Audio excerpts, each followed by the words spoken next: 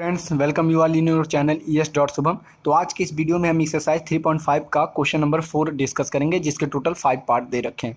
तो अगर जो कोई मेरे चैनल पे पहली बार आया हो तो आप जान लो कि इसके पहले के जो क्वेश्चन है, क्वेश्चन नंबर 1, 2, 3 एक्सरसाइज 3.5 के, और बाकी इसके प्रीवियस के सारे एक्सरसाइज चैप्टर 1, चैप्टर 2 सारे मेरे चैनल पे मौजूद हैं। प्लेलिस्ट में आप जाके देख सकते हो या वीडियोज़ में देख सकते हो। ठीक है, तो आप वो पढ़ के आओगे तब ज़्यादा बढ़िया तरीके से आपको आगे की चीज़ें समझ में आएंगी। ठीक है, तो स्टेप वाइज चलना चाहिए ना, डायरेक्ट कूद के नहीं चलना चाहिए कि बाकी कुछ देखा नहीं सीधा आ गया क्वेश्चन नंबर 4 सॉल्व करने।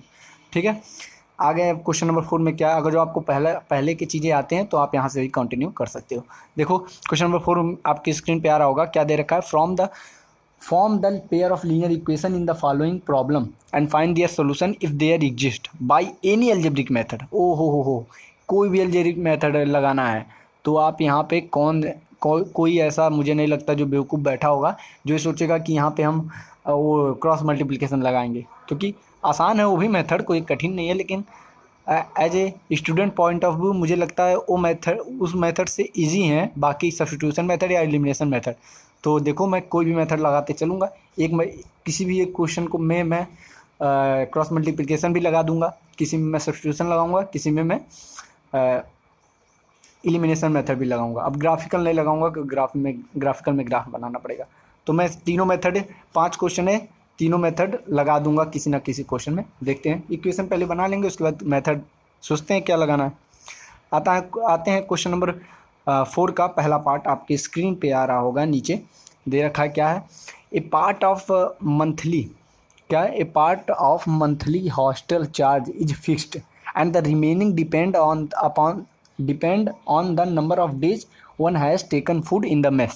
Okay, when a student A takes food for 20 days, she has to pay 1000 rupees as hostel charge, whereas a student B who take food for 26 days pay 1180 as hostel charge. Find the fixed charge and the cost of food per day. देखो simple क्या कहा है question में कहा है कि एक hostel है, उस हॉस्टल में अगर तुम जाते हो, ठीक है, तो एक उसका फिक्स चार्ज है। जैसे मान लो 100 रुपया उसका फिक्स अगर चार्ज हुआ तो 100 रुपये तो आपको देना ही है, चाहे आप कितना भी दिन रुको, चाहे आप तुरंत आओ तुरंत चल जाओ, तो 100 रुपये उसका फिक्स चार्ज है उस हॉस्टल का। उसके बाद से एडिशनल चार्ज के रूप में आप जितने नंबर ऑफ डेज रुकते हो, ठीक है, वो एडिशनल चार्ज उतने नंबर ऑफ डेज में मल्टीप्लाई होकर आपको एडिशनल चार्ज देना पड़ता है। ठीक है, तो आप मान लो कि लेट फिक्स चार्ज जो है हॉस्टल का, फिक्स्ड चार्ज जो है उसे आप x मान लो, एंड एडिशनल चार्ज जो आपको पर डे देना पड़ता है, additional charge per day for mess के लिए एडिशनल चार्ज जो पर डे देना पड़ता है उसको आप ₹y मान लो। ठीक है, अब आप ये मान लिए तो जो स्टूडेंट ए, फॉर स्टूडेंट ए की अगर हम बात करें, जो पहला स्टूडेंट था स्टूडेंट ए, उसने क्या किया, वो आया होगा हॉस्टल में तो उसको पहले तो फिक्स चार्ज यानी x तो पेमेंट करना ही पड़ा होगा। उसके बाद वो 20 दिन उस हॉस्टल का खाना खाता है। मेस मतलब जो खाना जहाँ बनता है, मतलब मेस होता है जहाँ खाना वाना बनता है हॉस्टल में, तो मेस उसको पर डे के हिसाब से ₹y देना पड़ेगा। ठीक है, तो 20 दिन मेस में खाना खाया तो उसको 20 दिन के हिसाब से ₹20 देना पड़ा। और टोटल उसने जब जाते वक्त लड़की थी, सी हैज़ टू पे 1000 है जो हॉस्टल चार्ज, तो ₹1000 उसने पे किया। पहला इक्वेशन आपको यहाँ से मिल गया। दूसरा इक्वेशन तुरंत बनाओ। कैसे? दूसरा इक्वेशन यानी फॉर स्टूडेंट बी के लिए बनाओगे, जब स्टूडेंट बी वो भी पहले फिक्स चार्ज तो पे करेगा ही, फिक्स चार्ज पे किया, उसके बाद 26 दिन हो रहा तो 26 × y, और वो टोटल कितना पे किया, ₹1180। ठीक है, 2 इक्वेशन मिल गए। कौन सा इस मेथड आप लगाना चाहोगे? यहाँ पे एलिमिनेशन लगा देता हूँ क्योंकि बहुत ज़्यादा आसान है एलिमिनेशन। यहाँ सब्ट्रैक्ट करोगे, दोनों को सब्ट्रैक्ट करोगे तो माइनस माइनस माइनस हो गया, तो x से x कैंसिल हो जाएगा, इधर माइनस करोगे तो हो जाएगा -6y = a -180, माइनस से माइनस कैंसिल, 6 से काटोगे तो 30, तो y की वैल्यू आ गई 30। ठीक है, अब ये वैल्यू यहाँ पुट कर दो तो x + 20 × y की वैल्यू 30 = 1000, तो x प्लस ये हो जाएगा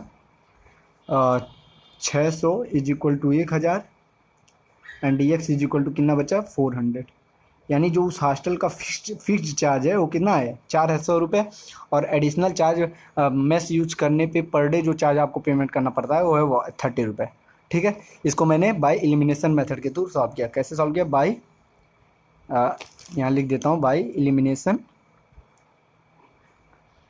मेथड इसको मैंने सॉल्व किया। ठीक है, आते हैं अगला क्वेश्चन। ज़्यादा क्वेश्चन मैं एलिमिनेशन से ही सॉल्व करूँगा क्योंकि मुझे सबसे ज़्यादा आसान यही लगता है एलिमिनेशन मेथड। दूसरा क्वेश्चन देखोगे, और इसमें कहा भी है ना कि किसी भी मेथड से आप सॉल्व कर सकते हो। तो दे रखा ए फ्रैक्शन, आपके स्क्रीन पे आ रहा होगा question number 2, a fraction becomes 1/3 when 1 is subtracted from numerator and it become 1/4 when 8 is added to denominator, find the fraction. अब फ्रैक्शन के लिए पहले मान लो लेट न्यूमरेटर, मान लो आप न्यूमरेटर को आप मान लो numerator is equal to X and denominator is equal to Y मान लिए। तो फ्रैक्शन क्या हो जाएगा? फ्रैक्शन जो आपको बनेगा वो क्या मिला? X by y. अब दे रखा है कि अगर आप क्या करते हो, न्यूमरेटर में से एक सब्ट्रैक्ट कर देते हो, यानी एक्स में से एक सब्ट्रैक्ट किए और वाई तो ऐसा है डिनोमिनेटर को नहीं चेंज किए, तो आपको जो फ्रैक्शन मिलता है वो फ्रैक्शन हो जाता है 1/3। ठीक है, एक इक्वेशन ये बन गया। दूसरा इक्वेशन भी बना कि न्यूमरेटर को मत छेड़ो और डिनोमिनेटर में से को डिनोमिनेटर में 8 ऐड कर दो, 8 is added to its denominator, तो वाई में 8 ऐड कर दिए तो आपको जो इक्वेशन मिला वो 1/4 मिल गया, सेकंड इक्वेशन। ठीक है, अब इसको आप सॉल्व करोगे तो क्रॉस मल्टीप्लाई करोगे तो 3x - 3 is equal to Y, यहाँ से मिल गया 3x - y - 3 is equal to 0, एक इक्वेशन मिल गया बढ़िया से। दूसरे इक्वेशन के लिए क्या करोगे, यहाँ से आओ तो 4x is equal to y plus 8, तो यहाँ हो गया 4x - y -8 is equal to 0, एक हो गया इक्वेशन नंबर 2। 1 मिल गया, 2 मिल गया, दो इक्वेशन मिल गए। आप कोई भी मेथड लगाओ, तो पहले मैंने एलिमिनेशन लगाया, इस बार मैं सब्स्टिट्यूशन लगाता हूँ, तो bye substitution method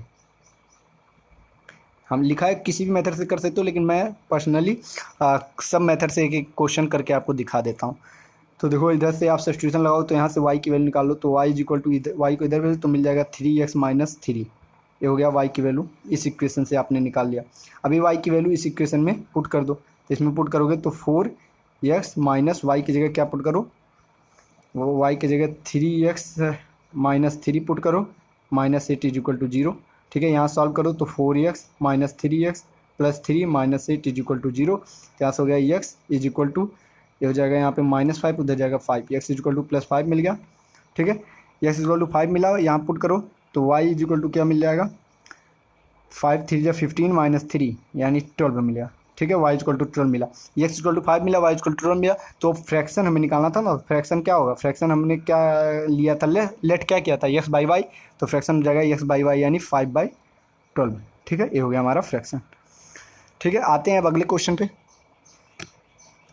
question number 4 का थर्ड पार्ट आपके स्क्रीन पे आ रहा होगा नीचे, देखोगे Yash scored 40 mark in a test, तो एक टेस्ट में यस जो है वो 40 मार्क्स स्कोर करता है, getting 3 marks for each right answer and losing 1 mark for each wrong answer. ठीक है, had 4 marks been awarded for each correct answer and 2 marks been deducted for each incorrect answer, then yes would have scored 50 marks. How many questions were there in the test? ठीक है, अच्छा आप देखो इसमें क्या कहा है, इसमें कहा है कि यस है जो 40 मार्क टेस्ट में पाता है, किस तरह, उस मार्किंग सिस्टम क्या था, मार्किंग सिस्टम ये था कि वो हर सही आंसर पे 3 नंबर पाता है और गलत करने पे, हर गलत आंसर पे वो पाता है कितना, उस 1 नंबर उसमें से कट जाता है, सही पे 3 मार्क्स और गलत करने पे 1 नंबर माइनस हो गया।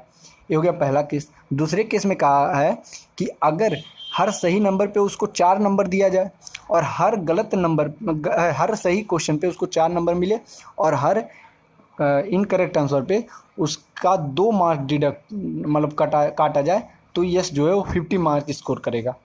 अब आपको बताना है कि कितने क्वेश्चन उस टेस्ट में हैं।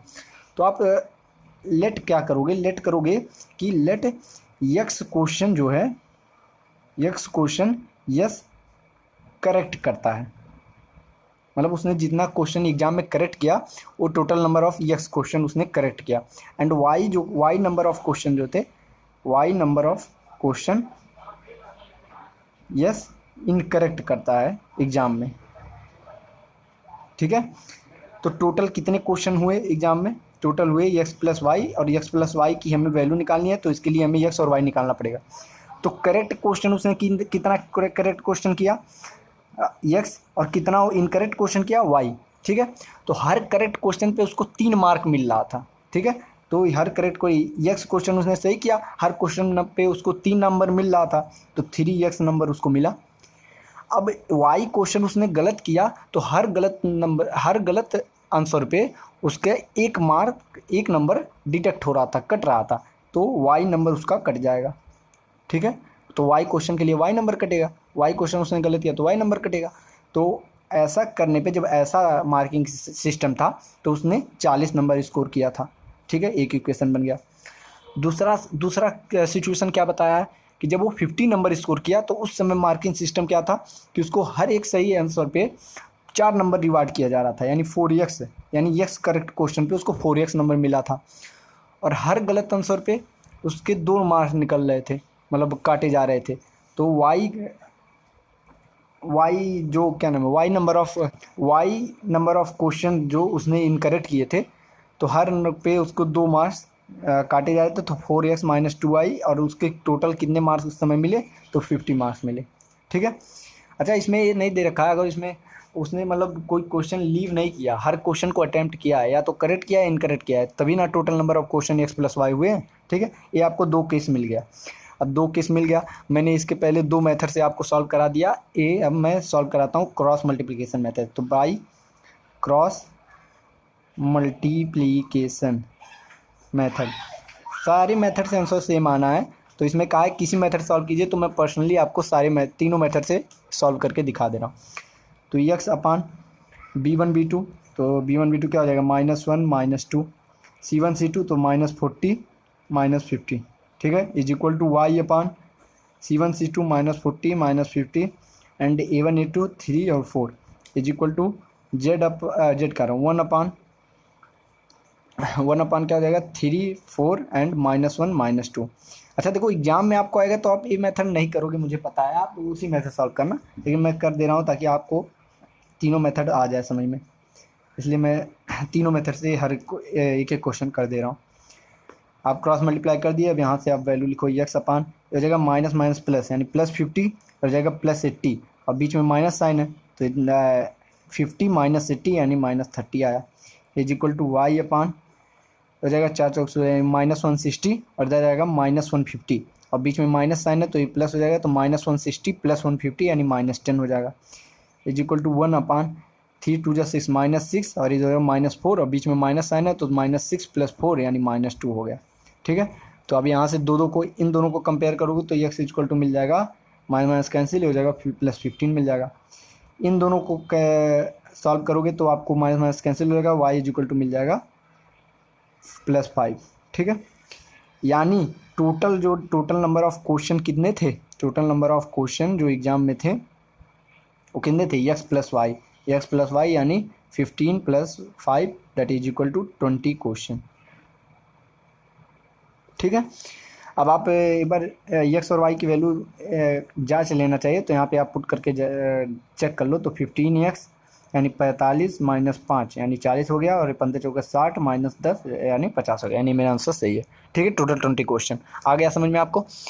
अब आते हैं क्वेश्चन नंबर 4 पे। ठीक है, मतलब क्वेश्चन नंबर 4 के 4th पार्ट पे, आपकी स्क्रीन पे नीचे आ रहा होगा 4th पार्ट। क्या दे रखा है?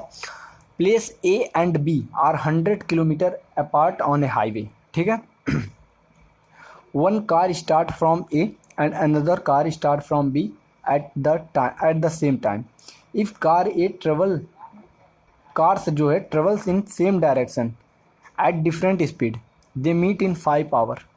If they travel toward each other, they meet in 1 hour.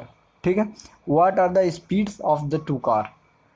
देखो, एक कंडीशन है, अब मैं आपको बता रहा हूँ क्या है, कि ये प्लेस A है, इधर आप मान लो प्लेस B है। ये दोनों कितने दूरी यहाँ पे है, इन दोनों के बीच में 100 किलोमीटर का फासला है, ठीक है, 100 किलोमीटर दूर है।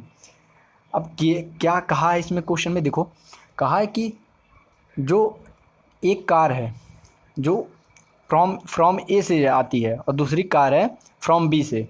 अब कहा है अगर जो ये दोनों सेम टाइम पे दोनों स्टार्ट करते हैं चलना, अगर ये दोनों सेम डायरेक्शन में ट्रेवल करते हैं अलग अलग स्पीड से, मान लो इसका स्पीड जो है ए वाले का वो v1 है, इसका स्पीड जो है वो v2 है, ठीक है। यहाँ मैं v1 v2 के टर्म में सॉल्व करा, आप एक्स वाई भी ले सकते हो, एक्स वाई ही लेता हूँ यार, नहीं तो v1 v2 लूँगा तो फिजिक्स में आप घुस जाओगे।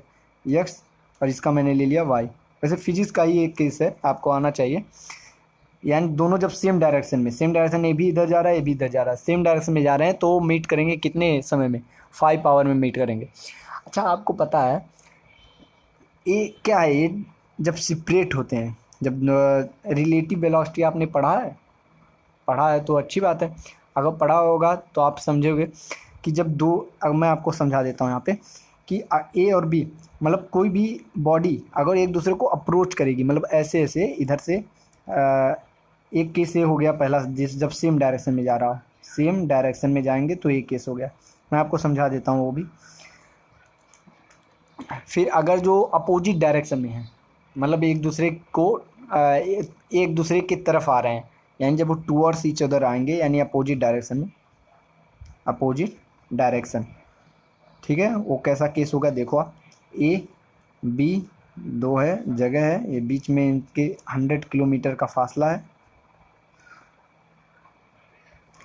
स्पीड वही है, स्पीड इसका है क्या नाम है v1, v1 ने x मान लो, x माना था ना, x मान लो, इसका स्पीड है y, और इस बार एक तरफ आ रहे हैं दोनों, एक पास आ रहे हैं। अब जब ये दोनों ऐसे दूर जाते हैं तो ये दोनों मिलते हैं कब, 5 घंटे बाद।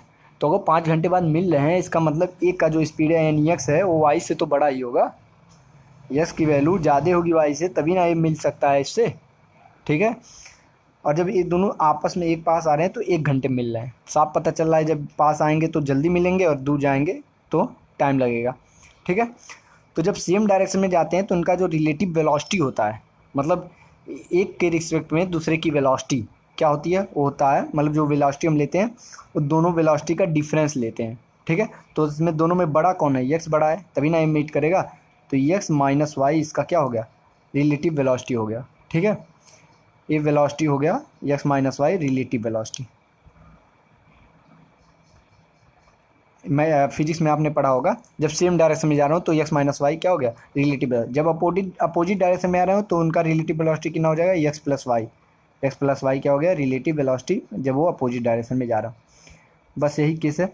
अच्छा आपको ये भी पता होगा कि वेलोसिटी किसके इक्वल हो, तो वेलोसिटी इज इक्वल टू क्या होता है, वेलोसिटी इज इक्वल टू होता है distance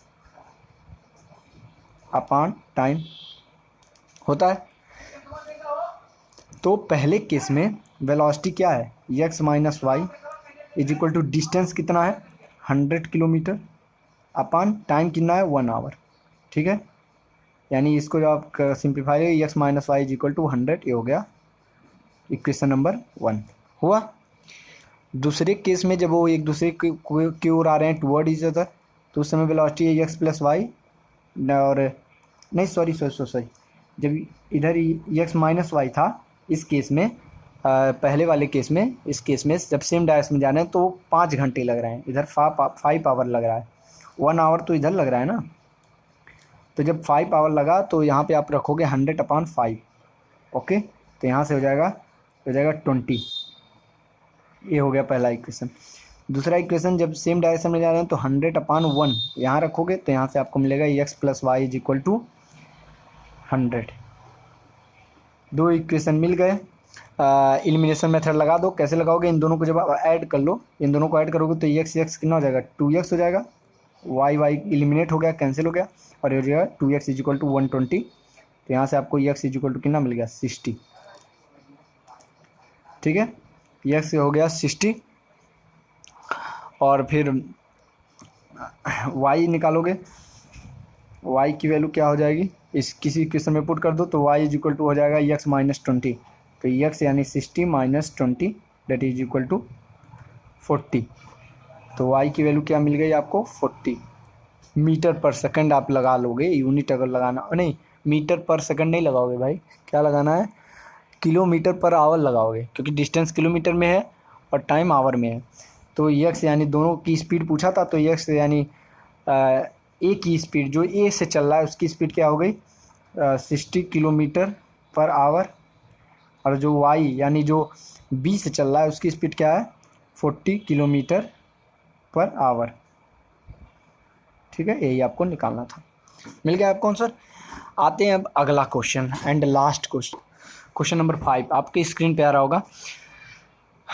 the area of a rectangle get reduced by 9 square unit if its length is reduced by 5 unit and breadth is increased by 3 unit.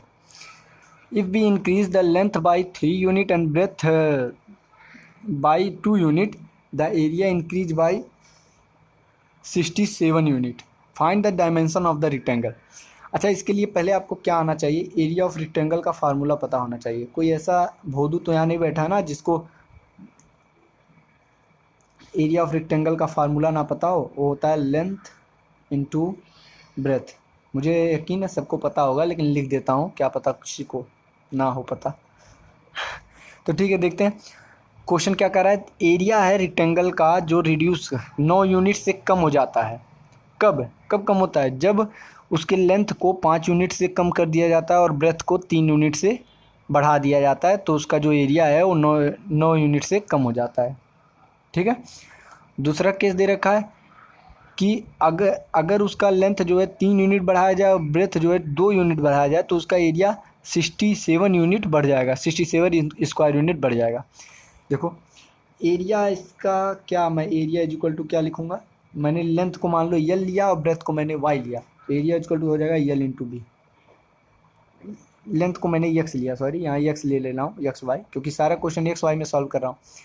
तो late लिख लेना अपना, late length को मैंने x लिया और ब्रेथ को वाई लिया, तो एरिया हो गया यक्स इंटू वाई, हो गया।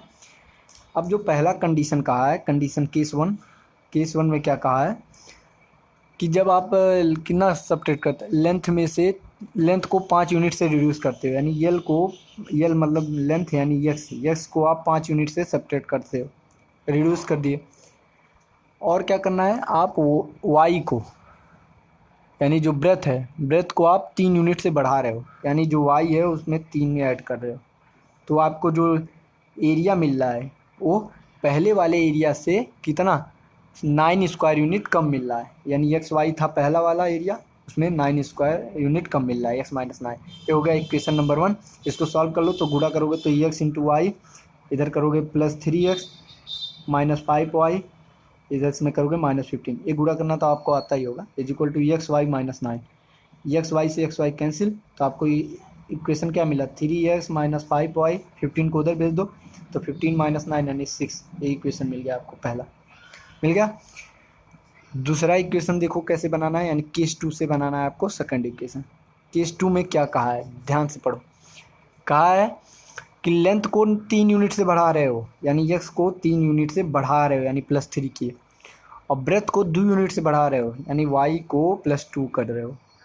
तो आपका जो एरिया है यानी एक्स वाई वो 67 यूनिट से बढ़ रहा है, +67 हो जा रहा है। इक्वेशन नंबर 2, इसको सॉल्व कर लो। X Y plus 3 sorry plus इसमें करोगे 2x plus 3y plus 6 is equal to x Y plus 67 cancel हो गया। 2x plus 3y is equal to आपको मिला, इसको इधर भेज दो 61 मिला। ये हो गया इक्वेशन नंबर 2, हो गया। अब किसी एक की वैल्यू निकाल दूसरे में सब्स्टिट्यूट कर दो, इसको सब्स्टिट्यूशन से सॉल्व कर दे रहा हूँ, किसी मेथड से सॉल्व करना है ना। तो यहाँ से आप एक्स की वैल्यू निकाल लो, तो एक्स इज इक्वल टू यहाँ से मिलेगा आपको 6 प्लस 5y अपान 3। एक्स की वैल्यू यहाँ से आपने निकाल लिया। अब ये जो एक्स की वैल्यू आई इसको इक्वेशन नंबर 2 में पुट कर दो। ठीक है, पुट करो, क्या मिलेगा 2 इंटू एक्स की जगह क्या मिला 6 plus 5y by 3 plus 3y is equal to 61। तो मिल गया क्या 6 2 12 प्लस 10y और प्लस एलसीएम लेके इसको मल्टीप्लाई कर दिया प्लस 9y, 3 को उधर भेज दिया तो 3 और 3 से 183। मिल गया इधर से। इसको अब सॉल्व कर लो। तो 10 और 9 19y इज इक्वल टू, इसमें से माइनस करोगे 12 तो हो जाएगा 171, ठीक है। और 171 तो y इज इक्वल टू 19, 9 जा 171 होता है, तो 9 y इज इक्वल टू 9 आ गया, ठीक है। अब y इक्वल टू 9 इस इक्वेशन में पुट कर दो, तो x की वैल्यू निकल जाएगी। x is equal to 6 plus 5 into 9/3, तो x इज इक्वल टू क्या हो गया, 6 प्लस 9 × 5 = 45/3, तो 45 6 51, यानी x इज इक्वल टू 51/3, ठीक है। तो x इज इक्वल टू क्या मिला यहाँ से, x इज इक्वल टू मिल गया 17। यानी आपको निकालना क्या था, find the dimension of the rectangle, यानी लेंथ और ब्रेथ निकालना था। तो लेंथ इज इक्वल टू मैंने माना था x, तो लेंथ इज इक्वल टू हो गया 17 यूनिट, एंड ब्रेथ हमने माना था y, तो ब्रेथ इज इक्वल टू हो गया 9 यूनिट। अगर एरिया भी पूछता निकालने को, तो एरिया यहाँ से क्या आ जाएगा, से जो इनिशियली जो एरिया था, तो 17 9 जा आप कर लो 17 9 जा कितना हो जाएगा, 17 153 स्क्वायर यूनिट, ठीक है। इसी के साथ आपका जो एक्सरसाइज 3.5 है वो पूरी तरह से समाप्त होता है। 26 मिनट का वीडियो हुआ है, मतलब ठीक है, आधा घंटा के आसपास है। अगले वीडियो में हम क्या करेंगे, इक्वेशन को रिड्यूस करेंगे pair of linear equation in two variable के फॉर्म में, ठीक है। तो उसके हमें एग्जाम्पल देखेंगे, एग्जाम्पल कुछ उसमें करना नहीं है, देखता हूँ शायद हो सके एग्जाम्पल के साथ साथ अगला एक्सरसाइज भी अगले ही वीडियो में आ जाए, ठीक है। तो अगर जो आपको वीडियो पसंद आया तो आपको क्या करना है, लाइक करना है, एंड कमेंट बॉक्स में बताना है कि किस पार्ट में आपको कहाँ दिक्कत आई। अगर आपको उसमें प्रॉब्लम हो रहा हो, क्या नाम है, RDRS किसी और बुक में अगर कोई प्रॉब्लम हो रहा हो, तो आप मुझे इंस्टाग्राम ID मेरा स्क्रीन पे आ रहा होगा, उस पर आप मैसेज कर सकते हो, उस क्वेश्चन को भेज सकते हो, वहाँ पे मैं आपको उसका सोल्यूशन प्रोवाइड कर दूंगा। और अगर जो इस वीडियो में कोई प्रॉब्लम आया हो, मतलब वीडियो में किसी भी क्वेश्चन में कोई प्रॉब्लम आया हो, तो कमेंट बॉक्स से भर डालो, ठीक है। मिलते हैं अगले वीडियो में, तब तक के लिए बाय।